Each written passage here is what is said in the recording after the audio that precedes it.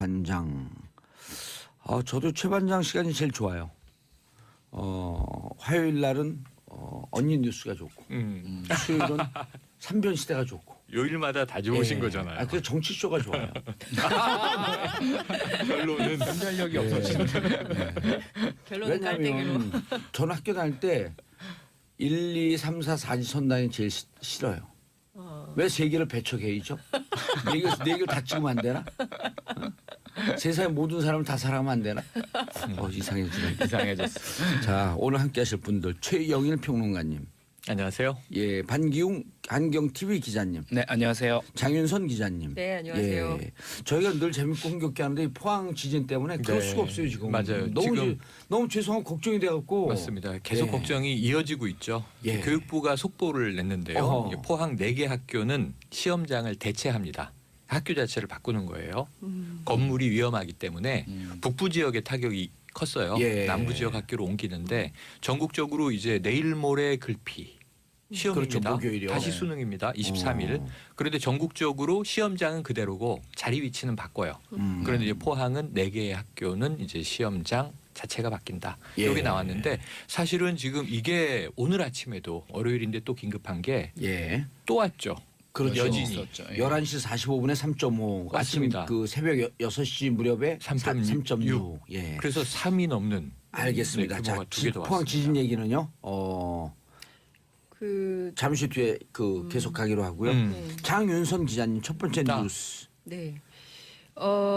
포항 잠깐 더도 말씀을 좀 드리자면 지금 날씨가 춥고 갈 데가 없는 이재민들의 문제가 너무 심각한 예. 것 같아서 정부가 대책 마련한다고 하는데 특히나 아이들의 문제가 그렇죠, 심각한 그렇죠. 것 같더라고요. 그러니까 아이들의 감기가 돌봄. 돌면 또 큰일 나거든요. 예, 그렇기도 하고 또 이 돌봄이 그러니까 거의 이제 혼자 있다가 지진 때문에 피해 입은 청소년 같은 경우에는 이 트라우마가 너무 커서 아이들 되게 힘들어한대요. 근데 사실 이제 심리 상담 이런 것도 늘 우리는 보면 후순이잖아요. 근데 그렇죠. 이제 이 아이들에 대한 이런 돌봄 서비스 이런 것들을 정부가 적극적으로 좀 지원할 필요가 한 있겠더라고요. 500가구인데 그 긴급 재난지역 선포해갖고 집중적으로 이게 그 행정력이 총동원돼야 되잖아요. 난 그러니까. 저 선택과 집중인데. 조금 전에 네. 이 중앙재난관리위원회가 예. 대통령에게 특별재난지역 선포를 건의했습니다.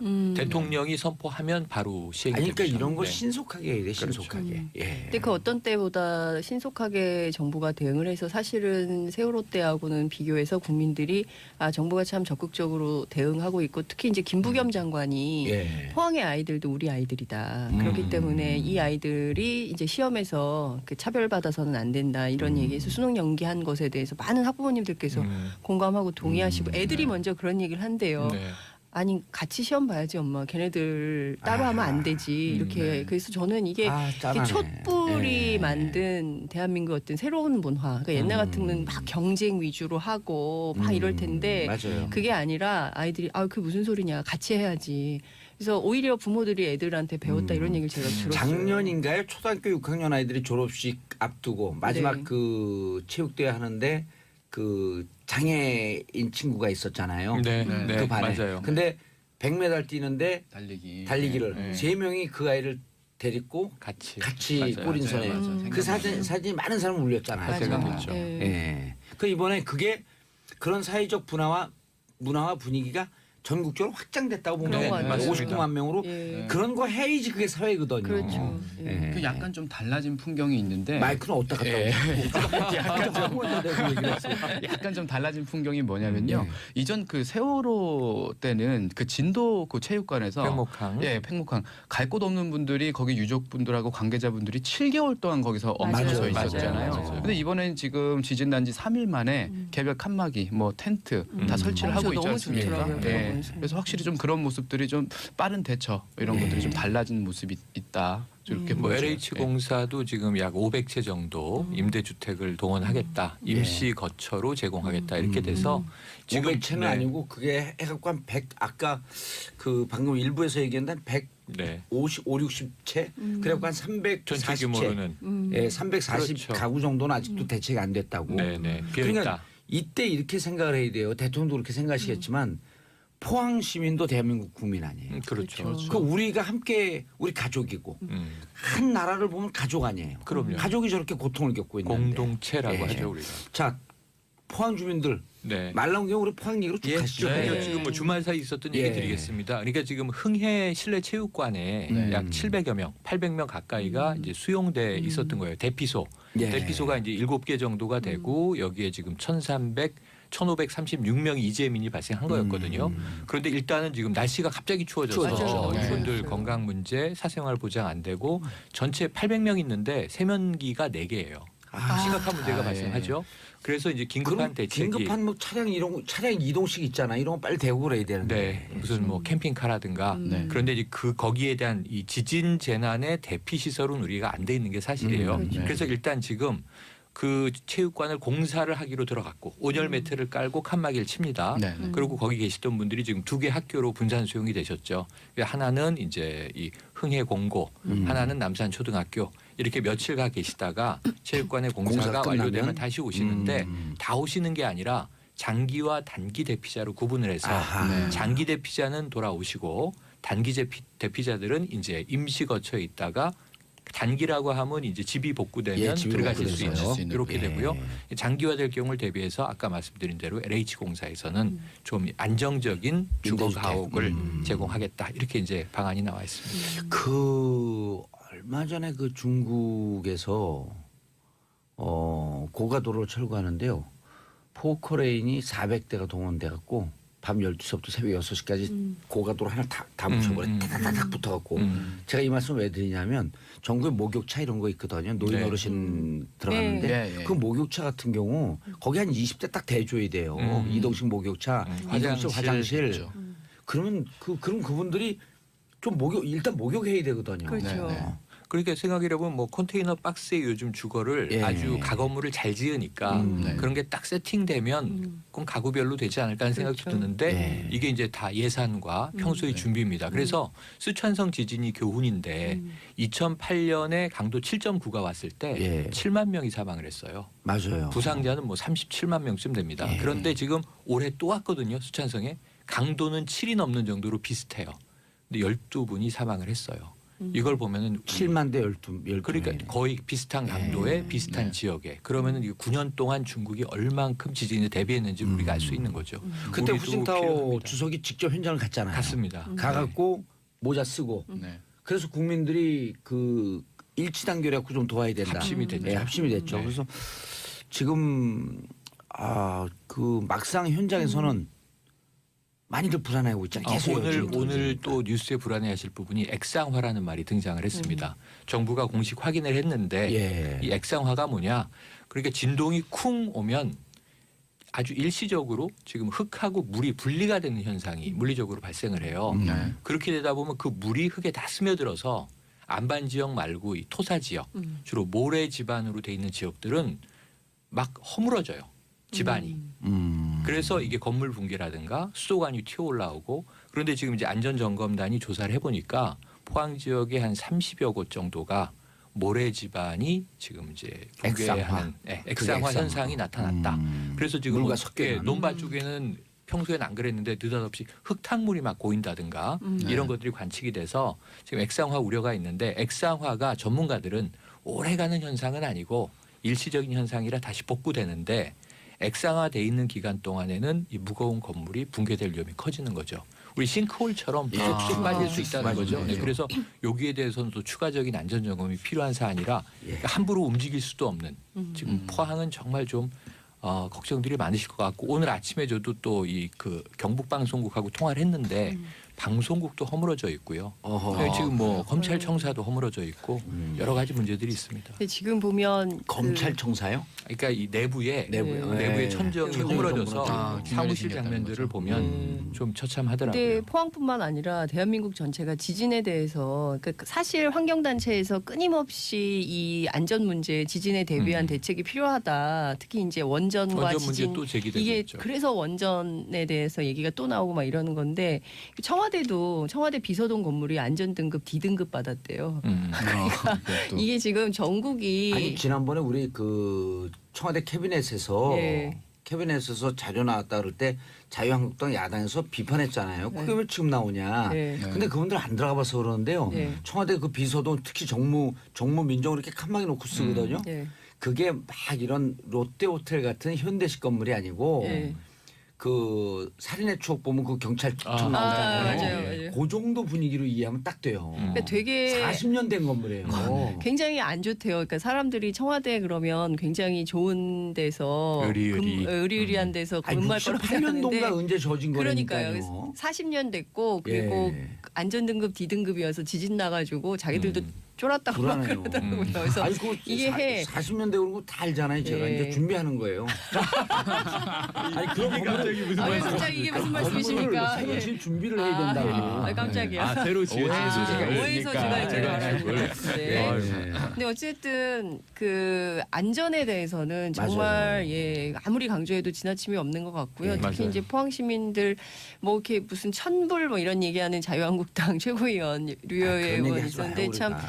그 얘기 안 했다고 그렇더라고요. 지금 하니까 한 얘기는 그러니까요. 준엄한 경고와 천심. 아, 이게 이게 정확한 참- 워딩입니다. 그리고 이번에 양산 단층, 네, 네. 양산 단층이 크고 엄청 넓어요. 한 300km가 맞아요. 넘어가요. 맞아요. 네. 그래서 포항 끝에서부터 양산 끝까지인데 양산 단층대에서 벌어진 것도 아니고 양산 단층의 이름 없는 지류. 서쪽 지류에서. 네. 이름을 뭐 그리고 장사단층. 우리나라 원전이 다 양산 단층 위에 있대잖아요. 지금 이 시기에 아마 신고리 오르코기 여론조사를 했다면 좀 결과가 달라졌을까요? 어떻게 됐을지는 사실 그렇죠. 장담할 수 없는 상황인 것 같아요. 그리고 이렇게. 핵 네, 폐기물 처리장까지도 그 양산 단층 위에 있잖아요. 맞습니다. 요거 오늘 짚어야 될 것 같은데 예를 예. 들면 내진 설계 안전하다. 대부분 원전은 이제 지진 규모 6 이상을 버티고 최근에 지어진 신고리 한 3호기, 4호기까지는 7 이상이다 이렇게 얘기를 하거든요. 오늘 액상화 말씀드렸잖아요. 네. 액상화 50년대 일본 학자가 만든 건데요. 이 이론에 따르면 지진 규모 7 이상일 때 액상화 현상이 나타난다 이렇게 얘기가 됐어요. 근데 지금 우리는 5점대에 5.4 나왔네요. 지금 네. 뭐 여진 5.6 3점대 대. 6번 지금까지 58번의 이제 여진이 여진. 있었는데 액상화가 나타난 거예요. 그러니까 이게 저는 딱 교과서적으로 맞지 않는다. 맞아요. 지진과 이런 등등의 그 단층 논리는 지구를 다 이해를 못하니까. 맞습니다. 예. 알겠습니다. 다음 이슈 장윤성 기자님. 예 전훈 감독은 국민의당? 네? 그렇게 뽑혀 있네요. 예. 그- 뭐 ICBM 했대요 거기서. 그건 아닌데요. 예. 지금 국민의당의 안철수 대표가 바른정당하고 연대 또는 통합을 추진하고 있는데 이른바 그 국민의당 안에 있는 호남 중진들이 거세게 반발을 하고 있습니다. 예. 오늘 아침 천정배 의원이 라디오 인터뷰를 했는데요. 단언컨대 소멸의 길이다. 그러니까 연대 바른정당하고 연대 통합하는 것은 단언컨대 소멸의 길이다 이렇게 비판을 했고요. 사실상의 이 연대를 계속 추진하자는 것은 적폐 연대를 하자는 것과 다름이 없다. 그러니까 지금 그 이 국민의당은 이제 선도 정당으로서 그러니까 가운데라는 거죠. 그러니까 이를테면 자유한국당이 있고 그다음에 이제 오른쪽에 자유한국당이 있으면 왼쪽에 이제 민주당, 정의당 이렇게 있는데 그 가운데에서 포지셔닝을 하면서 이른바 캐스팅 보트 역할을 해야 될 국민의당이 갑자기 바른정당하고 연대를 하게 되면 내부 분란 때문에 정말 해야 되는 개혁 노선. 그러니까 문재인 정부가 잘한 것은 잘한다. 그리고 더 개혁적인 방향으로 나가도록 한국 사회를 이끌어야 되는데 여기에 발목이 잡히면 안 된다. 그러면서 이제 바른정당에 대해서 굉장히 혹평을 했어요. 근데 내일 국민의당이 그 끝장 토론을 하거든요. 21일인가요? 예, 내일 끝장 토론을 해서 바른정당과의 중도 통합론에 대한 결론을 내겠다 이런 건데 제가 어제 취재를 해보니까 왜 끝장 토론이냐? 끝장을 보겠다는 거냐? 끝장을 내겠다는 더 이상 이 거냐? 부분은 갖고 당의 논란 삼지 말자 이런 거 아니에요? 뭐 이런 주장이긴 한데 그 제목부터 마음에 안 든다라는 의원들이 꽤 되더라고요. 그래서 이름을 끝장 토론으로 붙여서 더 불쾌하다. 뭐 이렇게 주장을 하시는 분들도 그러니까 있는데요. 우리 서로 이제 끝장 보고 갈 사람 빠이빠이 하자 이렇게도 네. 들릴 수 있거든요. 그러니까요. 그래서 이제 그 자체가 불쾌하다 이런 분들도 있고. 예. 근데 어찌됐든 안철수 대표는 합리적인 진보, 개혁적인 보수가 중심이 되는 빅텐트를 쳐야 된다. 이제 이런 주장을 하고 있는 겁니다. 근데 이게 당내에서는 이런 얘기가 나와요. 유승민 대표가 이런 얘기를 했잖아요. 그러니까 지금과 같은 안보 상황에서 과거 햇볕 정책을 버리고 강한 안보를 지지하겠다고 하면 또 특정 지역에만 기대는 지역주의를 과감히 떨쳐내겠다고 하면 그렇다면 그분들과 통합 논의를 못할 이유가 없다. 지난 10월 중앙일보 인터뷰에서 이렇게 얘기한 건데요. 이게 두 가지를 강조한 거예요. 하나는 햇볕 정책 폐기, 포기, 예. 또 하나는 호남에 근거. 그 기반한 그 지역 기반을 포기. 그러니까 두 가지를 포기하라는 건데 당내에서 아니 어떻게 우리 당의 기반과 근거가 뭔데 호남과 햇볕 정책을 벌이라는 모욕적인 언사에 한마디도 말대꾸도 못하는 거냐 당 대표가 돼가지고. 그건 이거 그 해석하면 뭐 복잡하게 유승민 대표가 얘기했는데요. 네. 너네 곧 망하니까 자기들이 그 지금 그 11명인 거 생각 안 하고 너네 곧 망하니까 백기투항하라 이거예요. 그러니까 이제 그 자체가 바른정당의 착각이라고 그럼요. 호남의 그 중진들은 의원들은. 그런 얘기를 하는 거죠. 그리고 이제 과거에는 이렇게 보면 제가 취재를 해보면 호남 중진, 호남 초선, 그다음에 수도권 초선 이렇게 의견이 좀 갈렸어요. 근데 제가 어제 전화를 쭉 돌려보니까 호남은 이제 일치 단결이 됐더라고요. 그래서 안철수 대표가 무엇을 위해서 저렇게 하는지 도무지 이해할 수가 없다. 그래서 일부는 아예 당 문제에 대해서는 거론하지 않겠다. 그래서 우리는 그냥 의정 활동만 하겠다 이렇게 정리하신 분들이 있고요. 또 한 분들은 안철수 대표가 아무래도 대권 때문에 그러는 것 같은데 이거는 잘못 보고 있는 것 같다. 이 노선은. 그러니까 뭐냐면 지금 이미 40명인데 40명을 흔들어서 바른정당에서 11명이 남아있는데 이 11명이 다 오지 않는다는 거죠. 그중에 일부는 자유한국당으로 갈 가죠. 거고 그리고 한 서너 명 정도 남게 될 텐데 이 서너 명 받자고 당을 이렇게 시끄럽게 만드는 이유가 뭐냐. 이거에 대한 볼멘 소리가 굉장히 많이 나오고 있고요. 특히 이제 본인이 대권 출마를 위한 어떤 이 전략적인 선택인 것은 이해를 하겠으나 그게 지금 왜 하냐는 거예요. 내년 지방선거 앞두고. 그 지금 제일 대권이요. 중요한 것은 내년 지방선거를 대권요. 4년 반 아직 많이 남았어요. 남았어요. 아직 많이 남았고 지금 당장은 목전에 있는 지방선거를 어떻게 잘 치를 것인가에 대한 정략적인 그리고 당의 전략적인 목표가 있어야 되는데 그건 없고 왜 갑자기 바른정당하고 몇 명 되지도 않는 사람들하고 통합을 하려고 하느냐. 그래서 박지원 대표가 그런 얘기를 한 거예요. 골목에 있는 두 개 슈퍼가 합친다고 이마트 롯데마트 되냐. 그거 아니지 않냐. 뭐 이제 이런 얘기를 하는데요. 그러니까 지금 제일 관심이 있는 것이 그래서 이 당이 둘로 쪼개질 거냐. 이제 이런 건데 제가 취재를 해보니까 나가겠다는 사람은 아무도 없어요. 그러니까 그리고 이런 거예요. 내가 왜 다들 나가? 민주당도 없지. 그렇죠. 그러니까 민주당이 그 문을 열고 오세요 이런 분위기가 또 아니거든요. 그러면 제가 지역위원장 민주당 다 있잖아요. 그렇죠. 제가 민주당 취재를 해봤더니 민주당에서는 국민의당을 받아야 돼? 왜? 지금 오늘 지지율 거예요. 51%예요. 예. 아니, 그러니까 지지율도 지지율이지만 그 민주당은 제가 이 당을 취재한 이후로 지금까지 보면 최근이 가장 안정적이에요. 맞아요. 정권 그건 교체도 그래요. 했고 그리고 당이 굉장히 집단지성에 힘이 있어서 의원총회를 해서 합리적인 결론을 내고 이렇게 당이 안정적으로 운영된 적이 없었거든요. 그렇기 때문에 제가 보기에는 민주당에서는 국민의당이 들어와서 지금의 질서를 흐트러뜨리는데 동의할 사람이 거의 없고 맞아요. 제가 그때 그 총선 전에 2015년 네. 총선 전에 계속 총선 앞도 당을 흔들고 그렇죠. 12월 달에 나갔던 예. 건데 다 이분들이었거든. 그분들이 싹 나가서 국민의당 만든 거거든요. 그렇기 예. 때문에 지금 민주당은 지금이 너무 좋은 거예요. 예. 그리고 자신들의 정치적인 노선, 철학, 그다음에 정책에 기반한 실현, 구현을 계속하고 있기 때문에 우리는 이 노선으로 계속 갈 건데 또 그분들이 와가지고 또 당이 막 맞아요. 분탕질이 되고 자중질환이 벌어지면 우리로서는 그건 곤란해. 그렇기 때문에 우리는 지금 이 현재의 국민적 지지를 받고 있는 이 정치 노선을 계속 가져가겠다는 가져가자. 게 민주당의 입장이에요. 그렇기 때문에 받을 이유가 국민의당도 없다. 오갈 데가 없어요. 바른정당도 마찬가지고. 그래서 제가 보기에는 지금 굉장히 이 상황은 그 더 심각한 상황으로 갈 거고 결과적으로는 내년 지방선거 앞두고 바른정당과 국민의당이 굉장히 곤혹스러울 거다. 위험한 아니 상황에 그래서 놓을 특히 가능성이 민주당이 높다. 지금 안정적으로 딱 돼 있잖아요. 그렇죠. 근데 이제 단합과 통합력은 높지만 정치적 그 이 내용 이런 네. 건 조금 이제 떨어지는 감이 있는데 네. 또 그 지금 의기충천돼 있잖아요. 네. 곧 그분이 온다. 눈빛에서 읽었어요. 예. 곧 그분이 온다. 네. 그 기대를 많이 한다는 거예요. 그분은 방송만 할 건데. 네, 하여튼 그 국민의당은 제가 보기에는 이제 그 나갈 사람은 없어요. 없어요. 그래서 지금 내부에서 치열한 정치 투쟁, 예. 정치 노선을 걸고 투쟁을 하겠다. 이게 양측의 갈등이 굉장히 심한데 어쨌든 이제 극중주의라고 주장을 안철수 대표의 노선, 본인은 극중주의라고 주장을 하지만 예. 국민의당 내부에서는 우파로 분류가 됩니다. 예. 그리고 이제 이쪽에 있는 진보, 좌파, 그러니까 좌우의 당 안에서 혼자서 이불을 다 먹었네. 아 죄송합니다.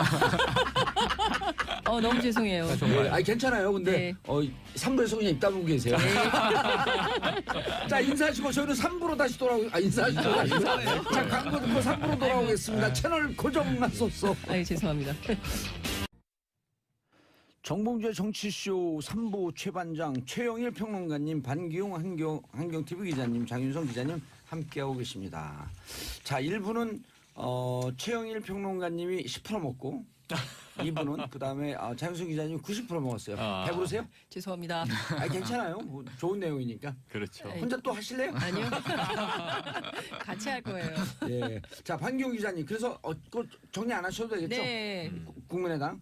그 제일 네. 어려운 이번 지방선거에서 국민의당, 네. 바른정당 좀 어려운 선거가 될 것이다. 그렇죠. 굉장히 어려운 선거가 될 것이다. 알겠습니다. 자, 그 정리를 해주고 넘어가야지. 네. 그리고 반기용 기자님, 후쿠시마산 노가리? 이거 뭐예요? 제가 노가리 궁금했어요. 이게 좀 어떻게 보면 작은 뉴스가 아닌데 예. 워낙에 뉴스들이 계속 쏟아지다 보니까 좀 묻힌 감이 있어서 좀 노가리 가져와 묻혔어요? 봤습니다. 예, 노가리 묻혀서도 먹죠. 근데 중요한 건 뭐냐면 예.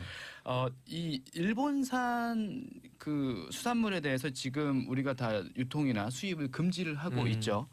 원전 사고 그 후쿠시마 사태 이후로 2013년 9월 이후부터는 후쿠시마 인근 미야기현을 포함한 그 인근 8개 현 수산물을 수입을 전면 금지를 하고 있습니다. 근데 지난 금요일이었죠. 이 수입 금지된 일본산 노가리 480톤을 국내에 들여와서 유통한 업자들이 적발이 됐습니다. 경찰에 480톤이요? 예. 이게 사실은 저도 좀 찾아봤더니 이게 처음이 아니더라고요.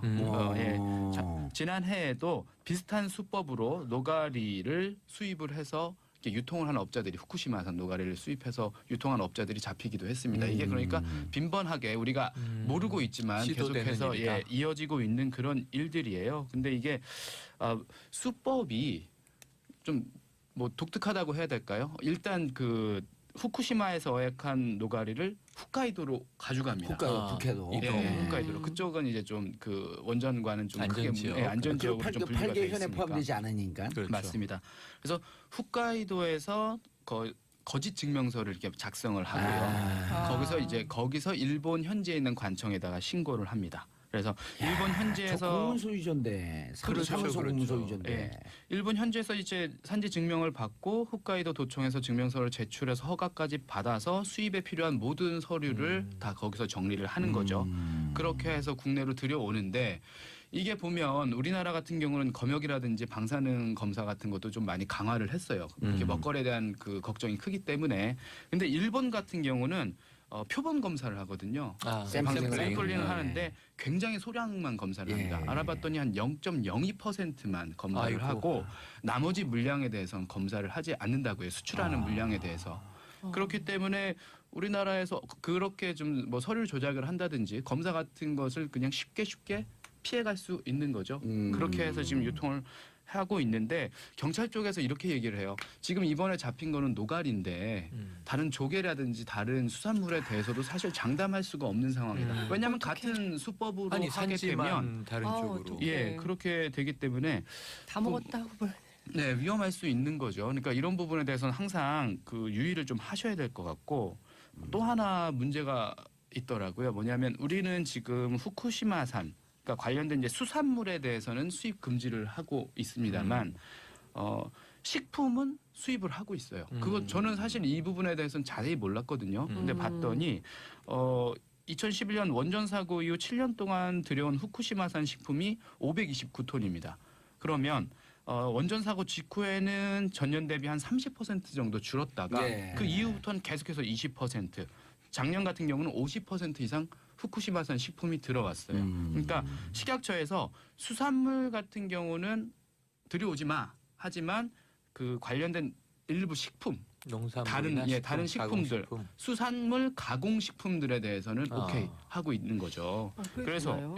그래서 양념 젓갈이라든지 아니면 뭐 조미 건어포라든지 아니면 뭐 그 사탕이라든지 이제 여러 가지 다른 그 식품들이 있지 않습니까? 가공식품들. 가공식품들은 이제 들여올 수가 있는 거예요. 그래서 주변 다른 나라들은 어떻게 하고 있나 봤더니 중국하고 대만은 그 수산물뿐만 아니라 관련된 가공식품도 다 수입을 하지 못하게 하고 있어요. 근데 왜 우리만 그러고 이제 있어요? 우리나라 같은 경우는 그때 당시에 어떻게 보면 조치를 제대로 취하지 않았던지 아니면은 거기에 대해서 큰 고민을 하지 못했던 거죠. 당시 그럼 정부가. 지금이라도 해야 될 거 아니에요? 그 부분에 대해서 지금 고민을 하고 있는 것 같고요. 안 그래도 WTO에다가 WTO 제소했잖아요. 제소를 그거 했지 우리가 않습니까? 패배한다는 거 아니에요? 거기 패소 전망이 굉장히 짙기 때문에 거기에 대해서도 지금 뭐 여러 가지 조치를 좀 취하려고 고민을 하고 있는 그런 상황인데 어떻게 보면 또 다른 악재가 터진 셈이죠. 그러네요. 예. 그러니까 저렇게 해갖고 정부가 제대로 대책을 그 박근혜 정부 시절 아니에요. 맞습니다. 대책을 제대로 세워놓지 않으면 또 저 부담이 국민의 부담으로 가고 그럼 후쿠시마산 수산물 수입하려면 수입해라. 불매운동했고 우리가 안 먹겠다. 이렇게 또 국민들이 나서야 돼요. 근데 이제 국민분들이 그러니까 우리 시민분들이 여러 가지 집단지성으로 이제 열심히 나서주는 것도 좋지만 사실 이런 부분들은 나라에서 먼저 해줘야죠. 해줘야 되는 정부가 먼저 부분이고. 정리를 해줘야죠. 예, 아니, 왜냐면 해야 되는 게 저는 항상 이거예요. 우리가 거리에서 시위를 하잖아요. 네.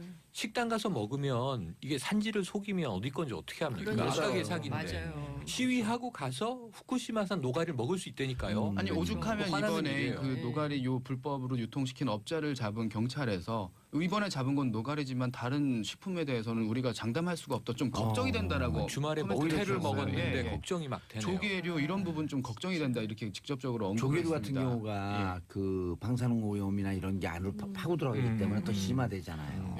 그 말씀도 좀 하나 드리려고 했는데 그게 맞습니다. 지금 그 변호사님께서 말씀하신 부분이 맞는 게 저 완전 열심히 연구했거든요. 예, 맞습니다. 그러니까 일본산 후쿠시마는 가리비 갑자기. 네, 지역적인 특성상 보면 체르노빌하고 좀 다르잖아요. 그렇죠. 방사성 그런 오염 물질들이 대부분 이제 바다로 바다로 들어가고 들어갔고. 이제 물로 유입이 됐는데 이제 거기서 좀 걱정이 대표적으로 되는 게 요오드 131하고 세슘 137 요 두 가지 방사성 물질이 있는데 요오드 같은 경우는 반감기가 8일이라서 요즘에는 거의 다 검출이 안 된다고 하고 세슘 137 같은 경우는 반감기가 30년이래요.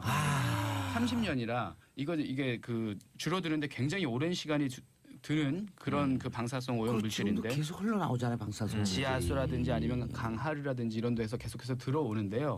문제는 뭐냐면 얘네들이 습성이 그 토양이라든지 요 퇴적층에 계속해서 쌓이게 흡착이 됩니다. 되는 거야. 흡착이 돼서. 그러니까 가라앉으면서. 어패류가 가장 많이 오염이 그렇죠. 되는 거예요. 그 어패류들이 굉장히 많이 좀 오염이 돼 있는 거고 또 그거를 먹고 사는 그 좀 저류지에 사는 애들 있죠. 저서 어류라고 불리는 그 뭐 이렇게 가자미라든지 뭐 광어류 이런 생선들이 이런 저기 방사성 저기 오염 물질들을 먹고 축적이 되면 그 생선을 먹은 우리들도 몸에 쌓일 수가 있다는 겁니다. 그래서 광어회를 못 먹겠는 거.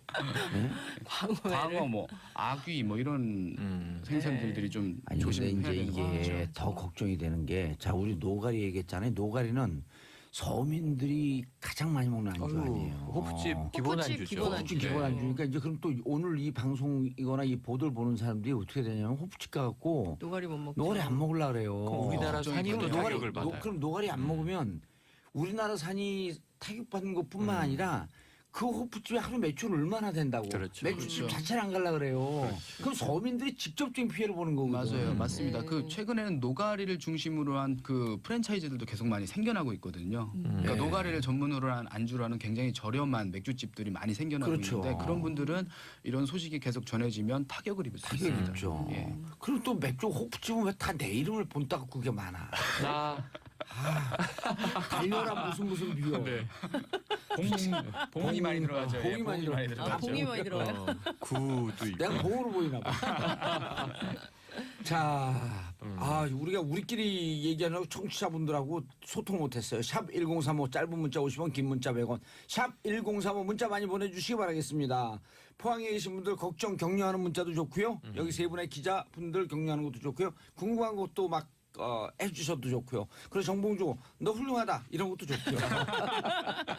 자 8939님 미국에서 살다가 오랜만에 귀국했어요. 팟캐스트로 듣던 정치쇼를 실시간 라디오로 들으니 감격이 밀려오네요. 최 반장 정말 너무 좋아요. 감격이 밀려오는데 후쿠시마산 해산물이 밀려와요. 저 지난주에 택시 탔는데 예. 택시 기사분께서 듣고 계시더라고요. 예, 녹음해갖고 저한테 보내줬잖아요. 예. 하나도 안 들려요. 그 아저씨 목소리. 아 그랬어요? 예. 예. 이 시간대에 딴 거 들을 게 없대요. 그래서 꼭 이 방송 듣는다고 하시더라고요. 아, 그럼요. 이 이제 시간대 정봉주 의원이 좋아서 듣는 거냐 그랬더니 그건 아니라고. 그래요? 누군지 알긴 해요. 누군지 알긴 해요. 누군지는 아시죠. 예. 나 안 좋아한대요? 예. 전화번호 주세요. 전화번호 못 땄어요. 아, 택시번호 택시 안 탄다. 끝까지 추적하시나요? 아니, 왜냐면 이게 끝까지 간다. 택시와 버스는 평정을 해버렸어요. 많이 10시부터 12시 사이에. 예, 많이 들으시더라고요. 안 듣는 사람은 요즘 그 가나다조가 있거든요. 그 개인 택시는 가나다 중에 정치 뉴스, 정치쇼를 안 듣는다. 그럼 조기 축구 멤버에서 뺀대요. 그리고 또 빼지 못할 경우는 같이 공차도 패스도 안 해준대요. 네. 정치쇼 안 들으면 패스 해줘야 되는데. 패스 안 해줘요. 제가 보기에는 그 지어내신 것 같아요 지금. 그렇죠? 아니 예를 들어 장윤선 기사님 안 들어오고 장윤선 기사님 오늘 패싱. 아, 패싱. 네, 또 패싱 안 해줘요, 아, 네. 그렇구나. 자 다음 뉴스 장윤선 기자님. 예. 지금 자유한국당이 떨고 있습니다. 왜 왜요? 떨고 있냐면요. 지금 오늘 아침에 속보인데요. 자유한국당 최경환 의원 국정원으로부터 불법 압수수색됐죠? 1억 수수 혐의로 집과 사무실 모두 압수수색을 받았습니다. 소환 임박이네요. 그럼. 예. 그런데 이분은 국정원으로부터 1억 받은 것뿐만 아니 1억 뇌물이죠. 뇌물 예. 받은 것뿐만 아니라 작년에 그 아시아투데이라는 언론에서 이미 보도한 바 있는데 롯데홈쇼핑에서 50억 수수 의혹이 또 있어요. 아시아투데이. 예, 그래서 첫 보도를 했는데 그래서 그때 그 최경환 예. 부총리가 소송 걸었죠. 소송을 걸었죠. 명예훼손 예. 혐의로 소송을 걸고 신문에. 그 재판 중에 있는데 어쨌든 이 건과 별건 수사를 할지 아니면 병합해서 수사할지는 모르겠지만 하여튼 두 가지 혐의가 있고 뿐만 아니라 같은 당의 원유철 의원도 예. 지역구의 사업가로부터 수억 원대 왜 정치자금을 그러게요? 받은 의혹으로 예. 지역구 사무실 압수수색 받았습니다. 그리고 친박 좌장이죠. 서청원. 예. 서청원 의원 계로 통하는 이우현 의원이라고 있어요. 이 양반은 있어요. 예, 인테리어 업자로부터 또 돈을 받은 혐의를 예. 받아서 이제 금품 수수 의혹을 받고 있습니다. 성완종 리스트로 홍준표 대표가 지금 대법 본인 뭐 나는 무죄다 이렇게 주장을 하고 한결이 있지만 남아 있죠. 예, 아직 대법 계류 중인 상황이거든요. 그래서 지금 뭐 지금 현직 대표, 전직 원내대표 등등 해가지고 한 10여 명 정도가 줄 소환을 앞두고 있는 거예요. 그 부패하면 보수정당 이런 얘기가 많이 있었는데 실제로 자유한국당이 그런 상황에 맞닥뜨린 것 같고요. 예. 무엇보다 지금 보면 자유한국당뿐만 아니라 국회 정보위에서도 여야 가리지 않고 돈을 받은 혐의 의혹 뭐 이런 게 이제 나오고 있어요. 물론 이제 서훈 국정원장은 지난번에 이제 국회 출석해서 우리는 그런 얘기를 한 적이 없다라고 주장을 했지만 국회 많은 기자들이 지금 그와 관련된 내용을 좀 취재를 하고 있어서 예. 조만간 관련된 사실관계가 확인이 되지 않을까라는 생각이 좀 들고요.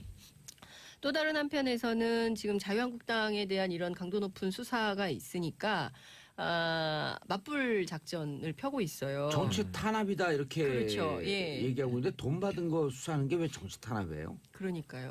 돈 그러니까 안 받으면 되잖아요. 그렇죠. 그렇죠. 그러니까 국민들이 전혀 공감하지 않고 있는데 이분들은 이것을 탄압이라고 주장을 하고 예. 있어요. 그러니까 부패 스캔들 취재가 아니라 뭐죠? 조사. 수사하는 건 너무 당연한 건데 이걸 가지고 정치 탄압이라고 주장을 하면서 노무현 정부 때 건을 또 꺼내면서 그때 거 다시 다 이미 끝난 거거든요. 그러니까 정상문 그 당시 총무 비서관 문제가 됐던 거 법률적으로 다 끝났는데 이걸 또 재수사하라고 요구를 하고 있고. 다 처벌받을 사람 처벌받고 그랬잖아요. 끝났잖아요. 예. 근데 그걸 또 다시 재소환하고 있고요.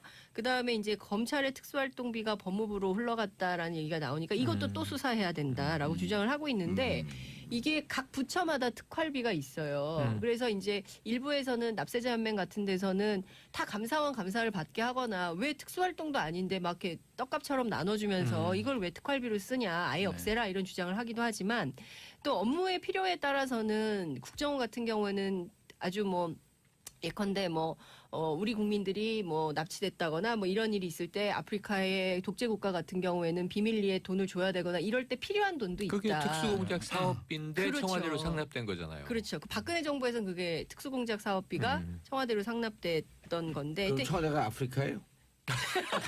아니 그렇게 비하하면 안 되고요. 태양의 후예를 좋아하시긴 했는데. 어쨌든 그래서 이 문제가 아주 복잡하게 얽혀 있다는 말씀을 좀 드리겠습니다. 근데 그 당시 2015년 롯데 홈쇼핑이 재승인 받을 때 그 관련 상임위가 네, 미방이었기 때문에 미방위원들이 떨고 있다? 그렇죠. 는 설도 또 돌아요. 그럼요, 맞아요. 그럼요. 예. 이상하게 이번에 미방위원들이 전병헌 정무수석 그 사표 낼 때 예. 사표 내라고 빨리 사퇴해라고 한 미방위원들이 하나도 없었대요. 맞아요. 예. 그것도 이상 그래서 지입니다. 좀 이상했어요. 네. 그렇죠.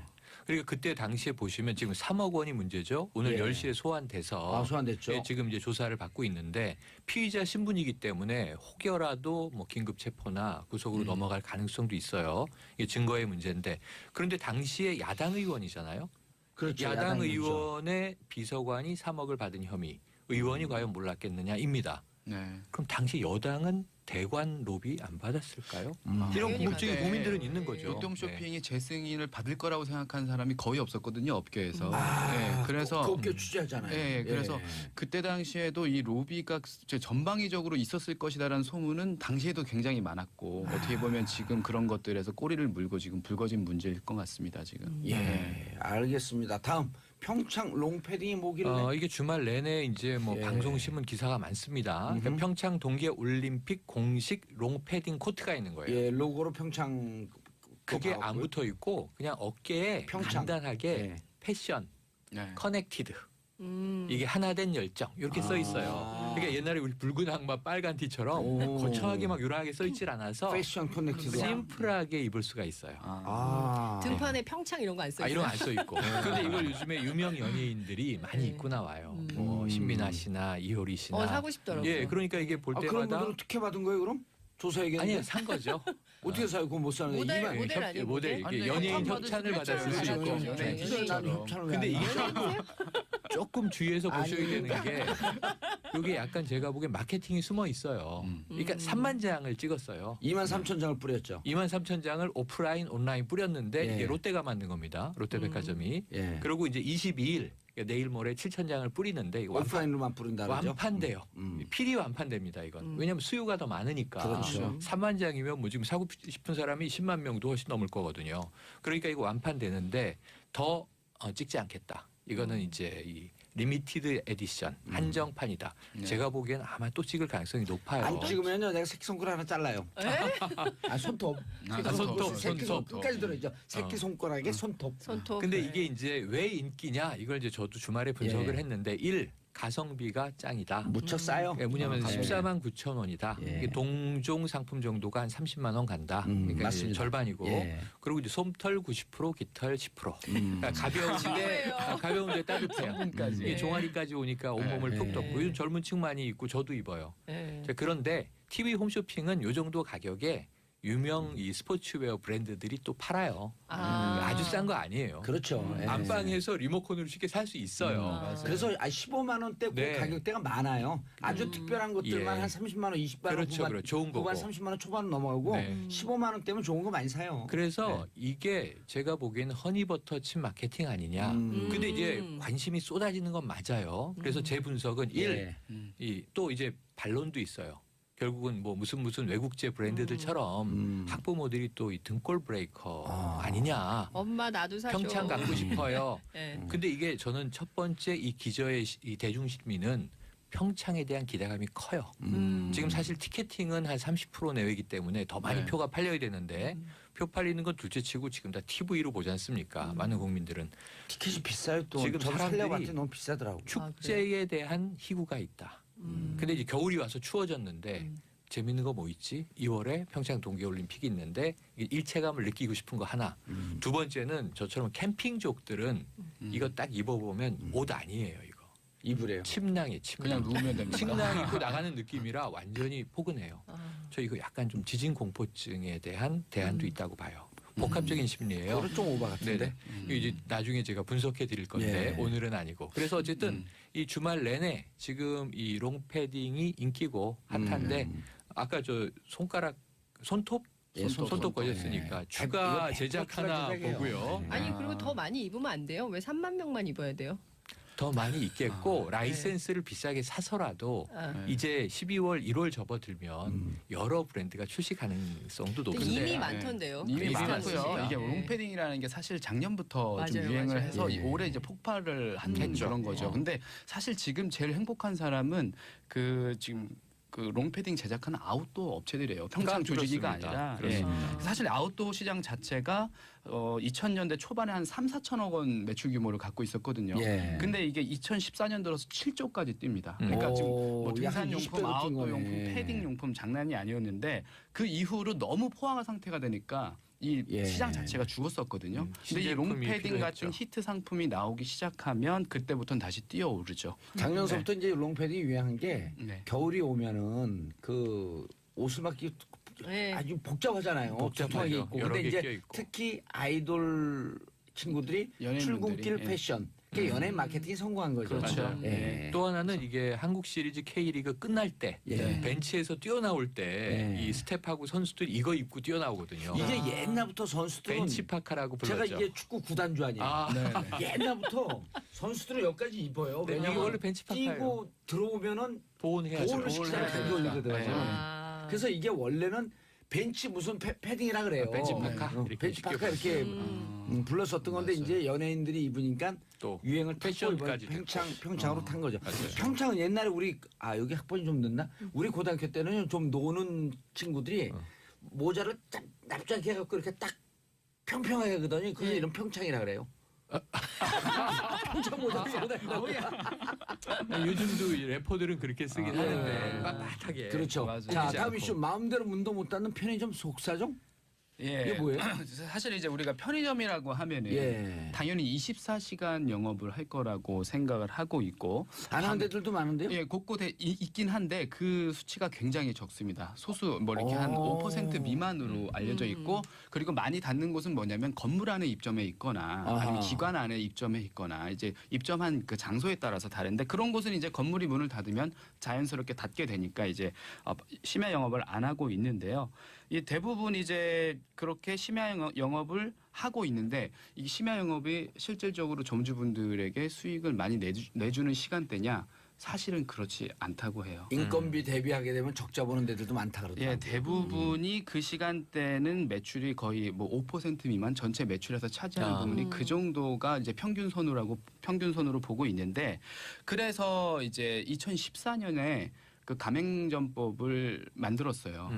어떻게 만들었냐면 그 심야 시간대 오전 그 새벽 1시죠. 새벽 1시부터 새벽 6시까지 손실이 좀 많이 나서 6개월 동안 계속해서 적자를 내고 있다라는 게 확인이 되면 그러면 이제 문을 닫도록 해라. 그런 점포에 한해서는 심야 영업을 하지 않아도 좋다라고 이제 그렇게 제도를 만들어 줬는데 그렇게 만들었음에도 불구하고 제대로 지금 문을 닫지 못하고 있어요. 왜냐하면 예. 이렇게 문을 닫으면 본사에서 싫어합니다. 본사에서는 마케팅 자체를 우리 편의점은 24시간 항상 열려 있습니다. 이렇게 해서 브랜드 마케팅을 하고 계속해서 영업을 해왔는데 문을 어디는 영업을 하고 어디는 안 하고 하면은 사실 이게 마케팅하기가 좀 쉽지 않거든요. 일관성이 없으니까. 그렇습니다. 그래서 24시간 안 하는 점포에 대해서는 이익 배분을 할 때 매출 대비 이제 이익을 배분할 거 아니에요. 본사랑 점포랑. 그 배분 비율을 불이익을 줄인다. 주고. 예. 불이익을 주는 거죠. 적게 주고 적게 떼주고 예를 들어서 뭐 점주 65대 본사 35였으면 점주 60대 본사 40 뭐 이런 식으로 퍼센테이지를 좀 줄인다든지 예. 이런 식으로 불이익을 주고 각종 지원금이 나가는 게 있어요. 예. 네, 뭐 최저 보장금이라든지 전기세 같은 것들 지원해 주는 게 있는데 이거를 끊는다는 거죠. 알겠습니다. 네. 그래서 마음대로 문도 못 닫는 편의점 네. 속사정이다. 네, 그래서 알겠습니다. 안타깝네요. 예. 자, 포항의 지진 때문에 많이 고생을 네. 하고 계신데 걱정 많이 됩니다. 세 분 인사하시고요. 네, 네, 고맙습니다. 고맙습니다. 저희는 4부 보수의 품격으로 다시 돌아오겠습니다. 채널 고정하소서. 반장. 저도 최 반장 시간이 제일 좋아요. 화요일 날은 언니 뉴스가 좋고 수요일은 삼변 시대가 좋고 요일마다 다 좋으신 예. 거잖아요. 아, 그 정치 쇼가 좋아요. 결론은 분별력이 예. 없어지는. 결론은 깔때기로. 왜냐하면 저는 학교 다닐 때 1, 2, 3, 4, 4지 선당이 제일 싫어요. 왜 세계를 배척해이죠? 내 얘기를 다 찍으면 안 되나? 세상의 모든 사람을 다 사랑하면 안 되나? 이상해지네. 이상해졌어. 자, 오늘 함께하실 분들 최영일 평론가님, 안녕하세요. 예, 반기웅 안경 TV 기자님, 네, 안녕하세요. 장윤선 기자님. 네, 안녕하세요. 예, 저희가 늘 재밌고 흥겹게 하는데 이 포항 지진 때문에 그럴 네, 수가 없어요 지금. 맞아요. 너무 지금 너무 죄송하고 걱정이 돼갖고. 맞습니다. 계속 예. 걱정이 이어지고 있죠. 예. 교육부가 속보를 냈는데요. 어허. 이게 포항 4개 학교는 시험장을 대체합니다. 학교 자체를 바꾸는 거예요. 건물이 위험하기 때문에 북부 지역의 타격이 컸어요. 예. 남부 지역 학교로 옮기는데 전국적으로 이제 내일 모레 글피 시험입니다. 그렇죠, 목요일이요. 다시 수능입니다. 23일. 그런데 전국적으로 시험장은 그대로고 자리 위치는 바꿔요. 그런데 이제 포항은 4개의 학교는 이제 시험장 자체가 바뀐다. 예. 여기 나왔는데 사실은 지금 이게 오늘 아침에도 월요일인데 또 긴급한 게 또 예. 왔죠. 그렇죠. 여진이. 있었죠. 예. 11시 45분에 3.5. 맞습니다. 아침 그 새벽 6시 무렵에 3.6. 3.6. 예. 그래서 3이 넘는 알겠습니다. 네, 자, 규모가 2개 더 포항 왔습니다. 지진 얘기는요. 그 잠시 뒤에 계속하기로 하고요. 네. 장윤선 기자님 첫 번째 나. 뉴스. 네. 포항 잠깐 더도 말씀을 좀 드리자면 지금 날씨가 춥고 갈 데가 없는 이재민들의 문제가 너무 심각한 예. 것 같아서 정부가 대책 마련한다고 하는데 특히나 아이들의 문제가 그렇죠, 심각한 그렇죠. 것 같더라고요. 그러니까 아이들의 감기가 돌면 또 큰일 나거든요. 예, 그렇기도 하고 또 이 돌봄이 그러니까 거의 이제 혼자 있다가 지진 때문에 피해 입은 청소년 같은 경우에는 이 트라우마가 너무 커서 아이들 되게 힘들어한대요. 근데 사실 이제 심리 상담 이런 것도 늘 우리는 보면 후순이잖아요. 근데 그렇죠. 이제 이 아이들에 대한 이런 돌봄 서비스 이런 것들을 정부가 적극적으로 좀 지원할 필요가 한 있겠더라고요. 500가구인데 그 긴급 재난 지역 선포해갖고 집중적으로 이게 그 행정력이 총동원돼야 되잖아요. 난 그러니까. 저 선택까지 조금 집중인데. 전에 네. 이 중앙재난관리위원회가 예. 대통령에게 특별재난지역 선포를 건의했습니다. 대통령이 선포하면 바로 시행이 아니, 됩니다. 그러니까 이런 거 네. 신속하게 해야 돼. 그렇죠. 신속하게. 예. 근데 그 어떤 때보다 신속하게 정부가 대응을 해서 사실은 세월호 때하고는 비교해서 국민들이 정부가 참 적극적으로 대응하고 있고 특히 이제 김부겸 장관이 예. 포항의 아이들도 우리 아이들이다. 그렇기 때문에 이 아이들이 이제 시험에서 그 차별받아서는 안 된다. 이런 얘기에서 수능 연기한 것에 대해서 많은 학부모님들께서 공감하고 동의하시고 애들이 먼저 그런 얘기를 한대요. 네.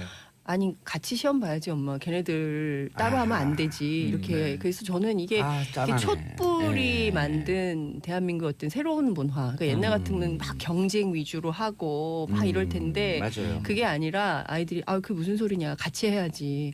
그래서 오히려 부모들이 애들한테 배웠다 이런 얘기를 제가 들었어요. 작년인가요? 초등학교 6학년 아이들이 졸업식 앞두고 마지막 네. 그 체육대회 하는데 그 장애인 친구가 있었잖아요. 네. 네. 네. 예, 아무리 강조해도 지나침이 없는 것 같고요. 네, 특히 맞아요. 이제 포항 시민들 뭐 이렇게 무슨 천불 뭐 이런 얘기하는 자유한국당 최고위원 류여애 그런 얘기 의원 하지 마요, 있었는데 참 우리가.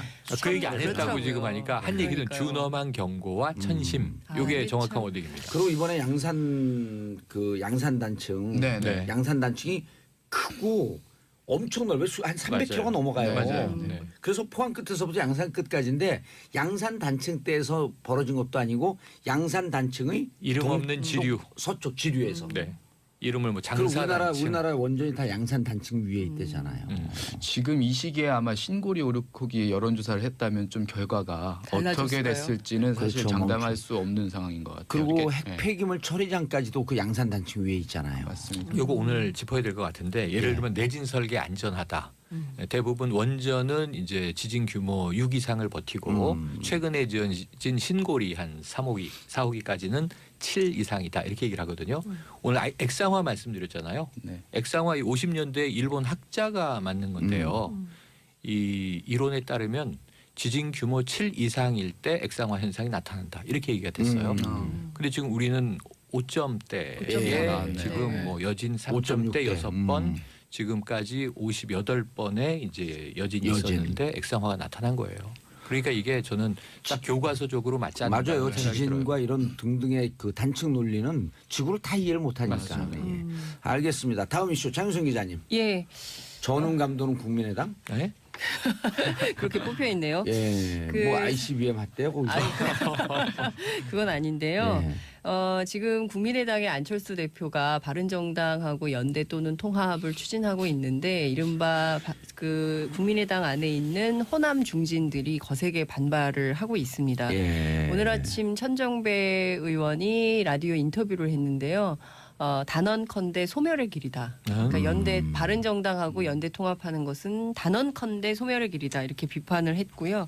사실상의 이 연대를 계속 추진하자는 것은 적폐 연대를 하자는 것과 다름이 없다. 그러니까 지금 이 국민의당은 이제 선도 정당으로서 그러니까 가운데라는 거죠. 그러니까 이를테면 자유한국당이 있고 그다음에 이제 오른쪽에 자유한국당이 있으면 왼쪽에 이제 민주당, 정의당 이렇게 있는데 그 가운데에서 포지셔닝을 하면서 이른바 캐스팅 보트 역할을 해야 될 국민의당이 갑자기 바른정당하고 연대를 하게 되면 내부 분란 때문에 정말 해야 되는 개혁 노선. 그러니까 문재인 정부가 잘한 것은 잘한다. 그리고 더 개혁적인 방향으로 나가도록 한국 사회를 이끌어야 되는데 여기에 발목이 잡히면 안 된다. 그러면서 이제 바른정당에 대해서 굉장히 혹평을 했어요. 근데 내일 국민의당이 그 끝장 토론을 하거든요. 21일인가요? 예, 내일 끝장 토론을 해서 바른정당과의 중도 통합론에 대한 결론을 내겠다 이런 건데 제가 어제 취재를 해보니까 왜 끝장 토론이냐? 끝장을 보겠다는 거냐?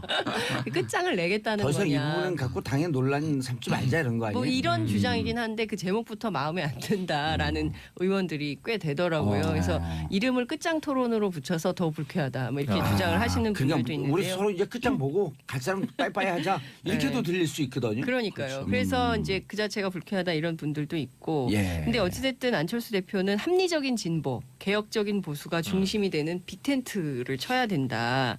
이제 이런 주장을 하고 있는 겁니다. 근데 이게 당내에서는 이런 얘기가 나와요. 유승민 대표가 이런 얘기를 했잖아요. 그러니까 지금과 같은 안보 상황에서 과거 햇볕 정책을 버리고 강한 안보를 지지하겠다고 하면 또 특정 지역에만 기대는 지역주의를 과감히 떨쳐내겠다고 하면 그렇다면 그분들과 통합 논의를 못할 이유가 없다. 지난 10월 중앙일보 인터뷰에서 이렇게 얘기한 건데요. 이게 두 가지를 강조한 거예요. 하나는 햇볕 정책 폐기, 포기, 예. 또 하나는 호남에 근거. 그 기반한 그 지역 기반을 포기. 그러니까 두 가지를 포기하라는 건데 당내에서 아니 어떻게 우리 당의 기반과 근거가 뭔데 호남과 햇볕 정책을 버리라는 모욕적인 언사에 한마디도 말대꾸도 못하는 거냐 당 대표가 돼가지고. 그건 이거 그 해석하면 뭐 복잡하게 유승민 대표가 얘기했는데요. 네. 너네 곧 망하니까 자기들이 그 지금 그 11명인 거 생각 안 하고 너네 곧 망하니까 백기투항하라 이거예요. 그러니까 이제 그 자체가 바른정당의 착각이라고 호남의 그럼요. 그 중진들은 의원들은. 그런 얘기를 하는 거죠. 그리고 이제 과거에는 이렇게 보면 제가 취재를 해보면 호남 중진, 호남 초선, 그다음에 수도권 초선 이렇게 의견이 좀 갈렸어요. 근데 제가 어제 전화를 쭉 돌려보니까 호남은 이제 일치 단결이 됐더라고요. 그래서 안철수 대표가 무엇을 위해서 저렇게 하는지 도무지 이해할 수가 없다. 그래서 일부는 아예 당 문제에 대해서는 거론하지 않겠다. 그래서 우리는 그냥 의정 활동만 하겠다. 이렇게 정리하신 분들이 있고요. 또 한 분들은 안철수 대표가 아무래도 대권 때문에 그러는 것 같은데 이거는 잘못 보고 있는 것 같다. 이 노선은. 그러니까 뭐냐면 지금 이미 40명인데 40명을 흔들어서 바른정당에서 11명이 남아있는데 이 11명이 다 오지 않는다는 거죠. 그중에 일부는 자유한국당으로 갈 가죠. 거고 그리고 한 서너 명 정도 남게 될 텐데 이 서너 명 받자고 당을 이렇게 시끄럽게 만드는 이유가 뭐냐. 이거에 대한 볼멘 소리가 굉장히 많이 나오고 있고요. 특히 이제 본인이 대권 출마를 위한 어떤 이 전략적인 선택인 것은 이해를 하겠으나 그게 지금 왜 하냐는 거예요. 내년 지방선거 앞두고. 그 지금 제일 대권이요. 중요한 것은 내년 지방선거를 대권요. 4년 반 아직 많이 남았어요. 아직 많이 남았고 지금 당장은 목전에 있는 지방선거를 어떻게 잘 치를 것인가에 대한 정략적인 그리고 당의 전략적인 목표가 있어야 되는데 그건 없고 왜 갑자기 바른정당하고 몇 명 되지도 않는 사람들하고 통합을 하려고 하느냐. 그래서 박지원 대표가 그런 얘기를 한 거예요.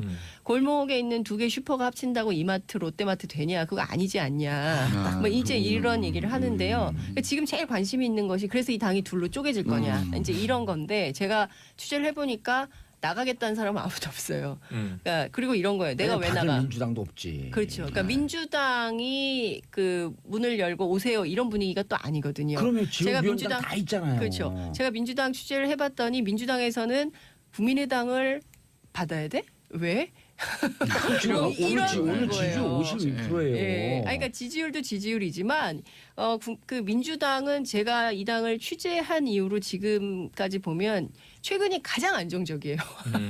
맞아요. 정권 그건 교체도 그래요. 했고 그리고 당이 굉장히 집단지성에 힘이 있어서 의원총회를 해서 합리적인 결론을 내고 이렇게 당이 안정적으로 운영된 적이 없었거든요. 그렇기 때문에 제가 보기에는 민주당에서는 국민의당이 들어와서 맞아요. 근데 100m 뛰는데 달리기를 달리기를 세 명이 그 아이를 데리고 같이 골 인선에 맞아요. 그 사진이 많은 사람을 울렸잖아요. 맞아요. 제가. 그렇죠. 예. 예. 그 이번에 그게 그런 사회적 문화와 분위기가 전국적으로 확장됐다고 보면 그런 것 돼요. 같아요. 59만 명으로 예. 그런 거 해야지 그게 사회거든요. 그렇죠. 예. 그 약간 좀 달라진 풍경이 있는데 마이크는 어디다 갖다 예.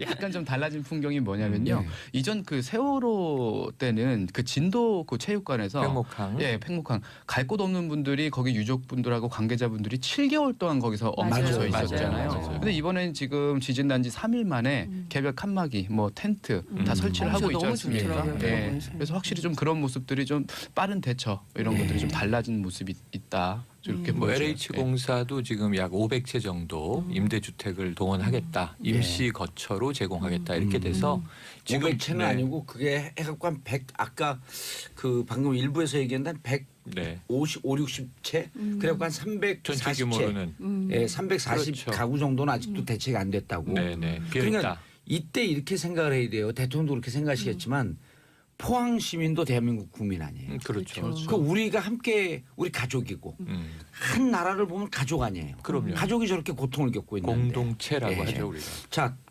포항 주민들 네. 말 나온 경우 우리 포항 얘기로 쭉 예, 가시죠. 그러니까 예. 지금 뭐 주말 사이 있었던 얘기 예. 드리겠습니다. 그러니까 지금 흥해 실내 체육관에 약 700여 명, 800명 가까이가 이제 수용돼 있었던 거예요. 대피소.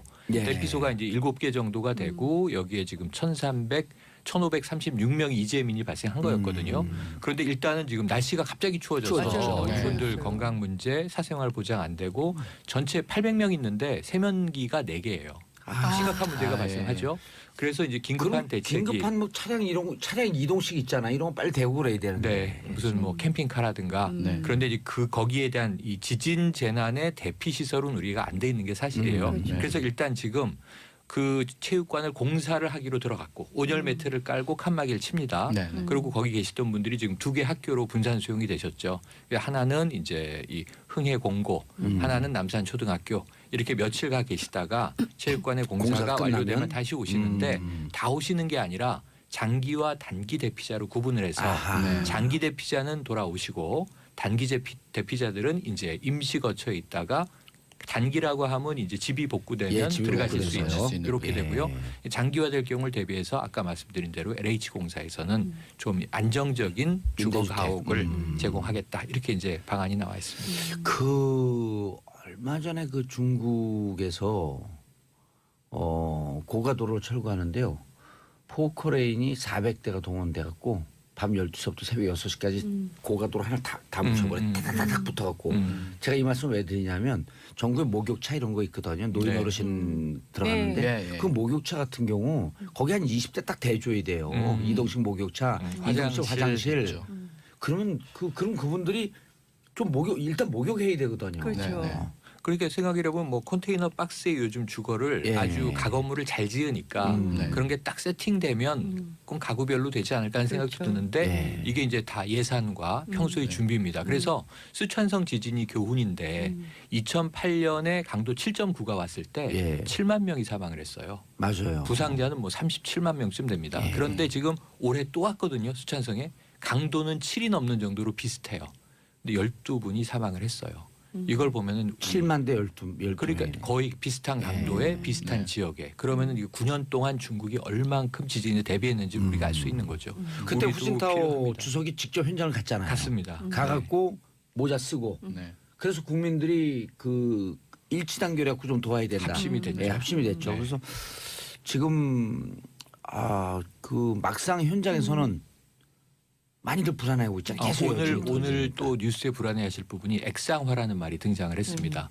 정부가 공식 확인을 했는데 예. 이 액상화가 뭐냐?